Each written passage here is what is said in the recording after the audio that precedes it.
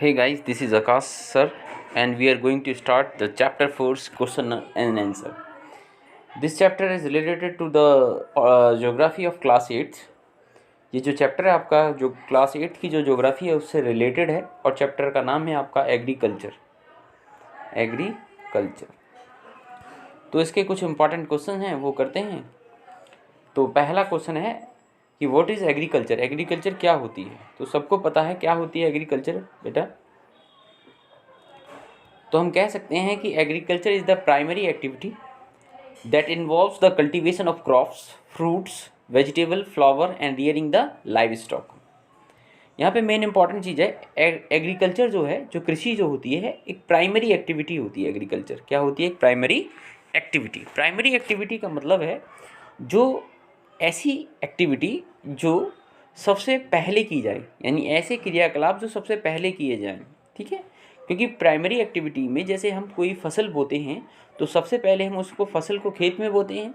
ठीक है, तो खेत में जो हमने फसल बोई, फसल से जो है जो हमने क्रॉप बोई उससे डिफरेंट प्रोडक्ट बन गए। ठीक है, जैसे सपोज कर लो आपका एक बिस्कुट बन गया। जो बिस्कुट है वो हमने मान लिया कि वो वीट से बना है। किससे बना है? वीट से, गेहूँ से। तो गेहूँ सबसे पहले हम खेती ही तो करेंगे, एग्रीकल्चर ही तो करेंगे गेहूँ का, इसलिए ये प्राइमरी एक्टिविटी है ना, जो सबसे पहले किया हमने।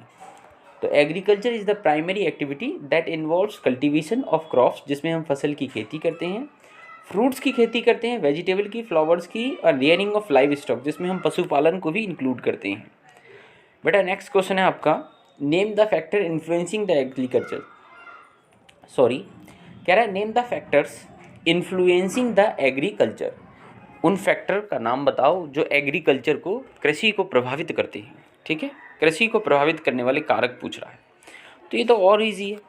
Factors influencing the agriculture include the topography of soil and the climate. ठीक है, ये मैंने क्लास में भी बताया था कि सबसे पहले क्लाइमेट ले लो। क्लाइमेट यानी जलवायु, जिस देश की जैसी जलवायु होगी ऐसी ही वहाँ पे एग्रीकल्चर होगी, कृषि होगी। ठीक है, तो क्लाइमेट तो इफेक्ट करता ही है। जैसे सपोज कर लो जो गेहूं जो है वो नवंबर दिसंबर में बोया जाता है। ठीक है, तो नवंबर में जब हम बोएंगे गेहूं तो उसे ठंड की आवश्यकता होती है। तो जिस देश का जैसा क्लाइमेट वैसी ही वहाँ की कृषि। आगे है बेटा टोपोग्राफी ऑफ सॉइल, मानी सॉइल की कैसी कंडीशन है, उस पर भी जो है एग्रीकल्चर डिपेंड करता है। आगे नेक्स्ट क्वेश्चन पूछ रहा है, ये बहुत ईजी सी क्वेश्चन है, इनमें ऐसा कुछ नहीं है। नेक्स्ट क्वेश्चन पूछ रहा है what is shifting cultivation, what are its disadvantage. ये मैंने हिस्ट्री में भी पढ़ाया था। जो शिफ्टिंग कल्टीवेशन है इसको झूम कल्टीवेशन भी कहते थे एंशियंट टाइम में। ठीक है, और ये कह रहा है इसके डिसएडवांटेज भी बताओ। शिफ्टिंग कल्टीवेशन में हम करते क्या थे, जैसे सपोज कर लो ये एक प्लॉट है, मैंने यहाँ खेती की और बाद में मैंने ये प्लॉट ऐसे ही छोड़ दिया, फिर मैं दूसरी जगह चला गया और जंगल साफ़ किए, मैंने वहाँ पर फिर खेती करनी स्टार्ट कर दी, यानी मैंने जगह बदल के खेती की। वो शिफ्टिंग कल्टीवेशन होता है, ईजी है। तो shifting cultivation is the type of farming in which agriculture activities are shifted from one field to another. ठीक है, एक खेत से दूसरे खेत तक। ठीक है, with the fertility of the soil, जब तक वो मिट्टी या वहाँ की जो मिट्टी है उपजाऊ रहे तब तक हम वहाँ खेती करते हैं, उसके बाद दूसरी जगह चले जाते हैं। ठीक है, इसके डिसएडवांटेज और देख लेते हैं। इससे होता क्या है, सबसे पहला डिफॉरेस्टेशन होता है, क्योंकि शिफ्टिंग कल्टीवेशन में हम पुराने ज़माने में जो शिफ्टिंग कल्टीवेशन होती थी, जो हमारे एंसेस्टर किया करते थे, ठीक है, मेनली ये फॉरेस्ट में हुआ करती थी, जो ट्राइबल लोग थे वो ज़्यादा किया करते थे। तो ये ट्राइबल की सब जो एंसेस्टर यानी पुराने ज़माने में ये होती थी। तो डिफॉरेस्टेशन होता है, इसमें जंगलों का कटाव होता है, क्योंकि जंगल को काट के ही तो जो है शिफ्टिंग कल्टीवेशन की जाती है। मिट्टी का एरोजन होता है, जब आप जंगल को काटोगे, वहाँ के ग्रासलैंड्स को काटोगे तो सॉइल एरोजन होगा, मिट्टी का कटाव होगा। Small patches for cultivation. ठीक है, कल्टीवेशन के लिए हम छोटे छोटे पैचेस, कितना जंगल काट पाओगे? थोड़ा ही तो काट पाओगे, पूरा तो नहीं काट पाओगे भाई। Not sufficient for feeding a large population, एक लार्ज पॉपुलेशन को फीडिंग करने के लिए शिफ्टिंग कल्टीवेशन जो है इंपॉर्टेंट नहीं थी, है ना। इसके ये डिसएडवांटेजेस हैं, क्योंकि हम कितना जंगल काटेंगे, 10 बीघा जंगल तो काट नहीं लेंगे ना, 5 बीघा भी नहीं काट पाएंगे। ठीक है, ये इसके डिसएडवांटेज हैं। तो हमने कर लिए वो आपके। अब है बेटा name the crops, what is the plantation. आगे है question number 4, what is the plantation agriculture. What is the plantation agriculture, तो ये और देख लेते हैं। प्लांटेशन एग्रीकल्चर तो तुमको पढ़ाया था ना, जिसमें हम सिर्फ प्लांट लगाते हैं। Plantation agriculture is the type of commercial farming होती है, ठीक है, जिसमें हम पौधारोपण करते हैं। Where only a single crop like tea, coffee, sugar cane, cashew, रबड़, है ना, इस तरह की जो खेती की जाती है ये सारे कमर्शियल हैं, है ना, ये सारे की सारी कमर्शियल फार्मिंग है। इस ग्रोन, इस तरह की जो फसलें जो हैं की जाती हैं। A large amount of labour, बहुत ज़्यादा मात्रा में हमें मजदूर चाहिए और कैपिटल भी चाहिए, यानी पैसा भी चाहिए जो हमें आवश्यकता पड़ती है। The product is processed on the farm itself, और नियर बाई फैक्ट्री में जो है प्रोसीज किया कर दिया जाता है, आगे बढ़ा दिया जाता है फैक्ट्रीज़ में। ये सारे की सारी प्लांटेशन फार्मिंग है, इसमें भी ऐसा कुछ नहीं था। Name the fibre crop, question number 5 है बेटा। Name the fibre crops and name the climatic condition required for their growth.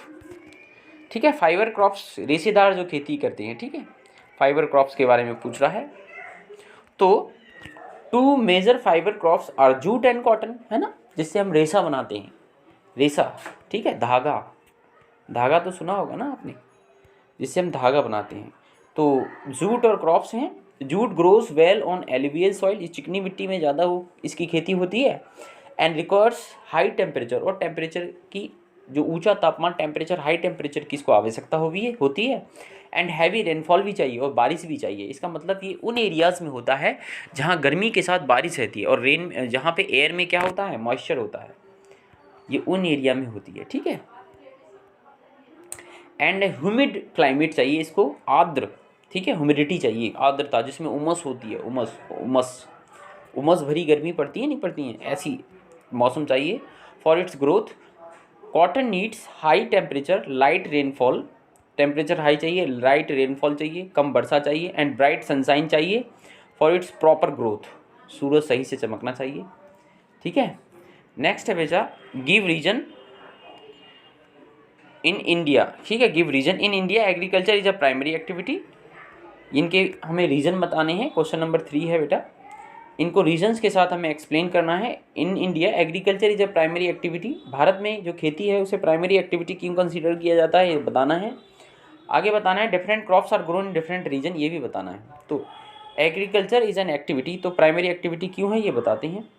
Agriculture is an activity of growing crops, जिसमें हम फसल उगाते हैं, फ्रूट्स भी, वेजिटेबल भी, ठीक है, ये सब हम पहले ही कर चुके हैं, ठीक है, लेकिन ये रीज़न पूछ रहा है, ठीक है, तो हमें रीज़न बताने हैं, जिसमें हम फ्रूट्स, वेजिटेबल, ये तुम पहले भी कर चुके हो, बस उसे मिला देना। Vegetable, flowers and rearing of live stock, यहाँ तक हम कर चुके हैं। इट इज़, इसलिए तो ये प्राइमरी एक्टिविटी थी, अभी समझा के गया हूँ मैं। It is a primary activity since it's directly involves a natural resources, इसमें ना डायरेक्टली नेचुरल रिसोर्सेज इन्वॉल्व होते हैं, जैसे मिट्टी, सॉइल एक नेचुरल रिसोर्स ही तो है, वाटर एक नेचुरल रिसोर्स ही तो है, इसलिए डायरेक्टली इसमें नेचुरल रिसोर्सेज इन्वॉल्व रहते हैं। In India a huge number of people derive the activity from their ancestor, तो भारत में जो है खेती जो है एक ह्यूज नंबर पे, एक बड़े लोग, मतलब बहुत ज़्यादा जनसंख्या में जो लोग हैं इसे खेती करते हुए आए हैं पुराने ज़माने से। एंसेस्टर मतलब पूर्वजों से, अपने पूर्वजों से, ठीक है।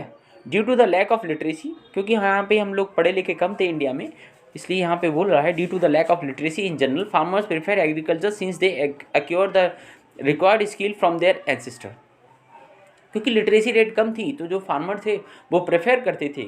अब जब पढ़ेंगे नहीं तो ज़्यादातर हम लोग जो है पुराने ज़माने में खेती ही हम करना प्रेफर करते थे। Farmer prefer agriculture since they acquire the required skills from their ancestors, और वो उस तरह से खेती करते थे जो उन्हें उनके पूर्वजों से प्राप्त होती थी, जो उन्हें स्किल मिलती थी, ठीक है, खेती की भी एक स्किल होती है ना। And so feel comfortable with it, इसलिए वो इसके साथ कंफर्टेबल महसूस करते थे। इसलिए भारत में जो है पुराने ज़माने से एग्रीकल्चर एक प्राइमरी एक्टिविटी में सम्मिलित की गई है, ठीक है, ये इसका आंसर हो गया। आगे है 2 different crops are grown in different region, अलग अलग क्षेत्रों में अलग अलग खेती क्यों की जाती है ये पूछ रहा है, ठीक है क्वेश्चन।